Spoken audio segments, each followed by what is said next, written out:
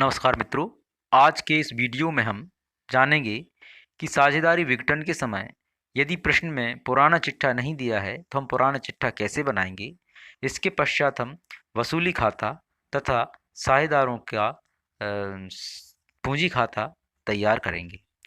आइए हम समझते हैं। प्रश्न इस तरह से है, पी और जे एक फर्म में साझेदार हैं और 4:3 के अनुपात में लाभालाभ वितरण करते हैं। उन्होंने साझेदारी के समापन का निश्चय किया। उक्त तिथि पर पी की पूंजी 65,000 रुपया तथा जे की पूंजी 35,000 रुपया थी। लेनदार 15,000 रुपया और रोकड़ शेष 1,270 रुपये के थे। रोकड़ के अतिरिक्त शेष संपत्तियों से 1,09,000 रुपया वसूल हुए। समापन पर किए गए खर्च 1,250 रुपये थे। विघटन की तिथि का चिट्ठा तैयार कीजिए एवं वसूली खाता व साझेदारों का पूंजी खाता तैयार कीजिए। इस प्रश्न में आप ध्यान से देखें, इसमें पुराना चिट्ठा नहीं बना हुआ है, लेकिन हम इन मदों के आधार पर पुराना चिट्ठा बनाएंगे, क्योंकि हम जानते हैं कि चिट्ठे में दो पक्ष होते हैं, एक दायित्व और दूसरा संपत्ति। तो सबसे पहले हम प्रश्न में से दायित्व पक्ष की मदें लिखेंगे, जिसमें पूंजी दी है पी की 65,000 रुपया और जे की पूंजी दी है ये 35,000 रुपया।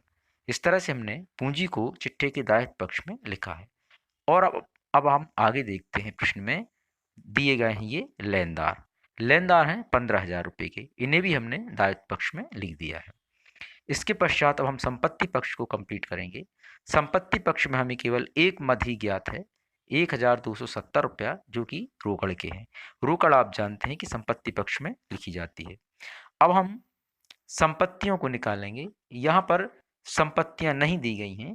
ये जो संपत्तियां दी हैं ये शेष संपत्तियों से 1,09,000 रुपये वसूल हुए, तो लेकिन इनका पुस्तकीय मूल्य नहीं दिया गया है।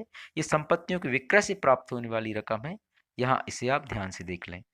तो यह रकम संपत्तियों से वसूली की जाने वाली रकम है, अर्थात विक्रय की रकम है। इसे हम नहीं लिखेंगे। चिट्ठे में हम संपत्तियों का पुस्तकीय मूल्य देखेंगे। तो संपत्ति का पुस्तकीय मूल्य दर्शाने के लिए हमें क्या करना पड़ेगा कि दायित्व पक्ष के योग से हम देखिए, दायित्व पक्ष का योग आया है 1,15,000 रुपया। इसमें से हम संपत्ति पक्ष में जो केवल रोकड़ है इसको हम घटा देंगे, तो ये जो बैलेंस बचता है वह आएगा 1,13,730 रुपया, जो कि विविध संपत्तियों के नाम से हम लिखेंगे। तो ये विविध संपत्तियां हमने किस प्रकार से निकाली हैं, एक बार फिर से देख लें।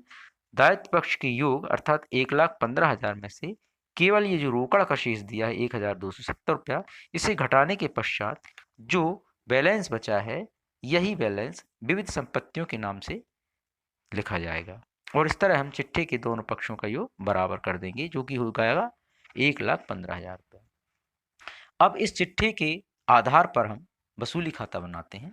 तो वसूली खाते में आपको मालूम है कि सबसे पहले हम संपत्तियों का स्थानांतरण उनके पुस्तकीय मूल्य पर वसूली खाते के डेबिट पक्ष में करते हैं और दायित्वों का स्थानांतरण उनके वास्तविक मूल्य पर क्रेडिट पक्ष में करते हैं वसूली खाते के। तो आइए हम डेबिट पक्ष में देखें कि क्या क्या आएगा। तो चिट्ठे का, जी हाँ, जो पुराना चिट्ठा बनाया है इसमें आप दायित्व पक्ष में देखें तो पूंजी दी है पी और जे की। तो इस पूंजी को हम छोड़ देंगे क्योंकि पूंजी का शेष नहीं लिखा जाता, क्योंकि चिट्ठे के दायित्व पक्ष में से हम केवल बाह्य दायित्वों को देखेंगे। पूंजी आंतरिक दायित्व है, इसलिए आंतरिक दायित्व का स्थानांतरण हम नहीं करते। तो वसूली खाते में केवल हम बाह्य दायित्व अर्थात लेनदारों का स्थानांतरण कराएंगे, जो कि है 15,000 रुपया। अब हम चिट्ठे के संपत्ति पक्ष में देखें तो संपत्ति पक्ष में हम रोकड़ को छोड़ देंगे। बाकी जो संपत्तियां हैं जिन्हें हमने विविध संपत्तियों के नाम से निकाला है, ये 1,13,730 रुपया, ये वसूली खाते के हम डेबिट साइड में दर्शा देंगे। अब हम हमारे पास जो अन्य सूचनाएं हैं उन सूचनाओं का पालन करते हुए हम वसूली खाता पूर्ण करेंगे, जिसमें ये लिखा हुआ है कि संपत्तियों से 1,09,000 रुपया वसूल हुए। तो इन संपत्तियों की वसूली को हम वसूली खाते के क्रेडिट पक्ष में लिखेंगे।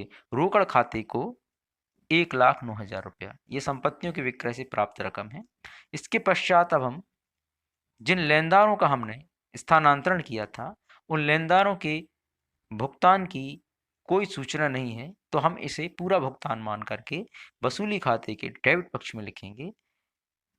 तो वसूली खाते के डेबिट पक्ष में हमने लिख दिया रोकड़ खाते से ये लेनदार 15,000 रुपया। अब हम देखते हैं कि वसूली खाते में और कौन सी मदें आएंगी।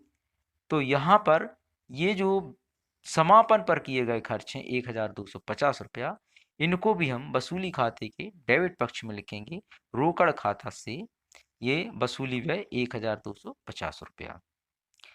अब हमारे पास अन्य ऐसी कोई सूचना नहीं है जिनका हमें पालन करते हुए वसूली खाते में लिखना है। तो अब हम दोनों पक्षों का योग लगा लेंगे, अर्थात दायित्व पक्ष का योग 1,13,730 और 15,000 रुपये का जो टोटल है, और इसके साथ 1,250 रुपये, इन तीनों राशियों का जो टोटल है वह हुआ 1,29,980। और हमारे पास जो क्रेडिट पक्ष में जो राशियां हैं 15,000 और 1,09,000 रुपया, इनका जो योग हुआ 1,24,000 रुपया।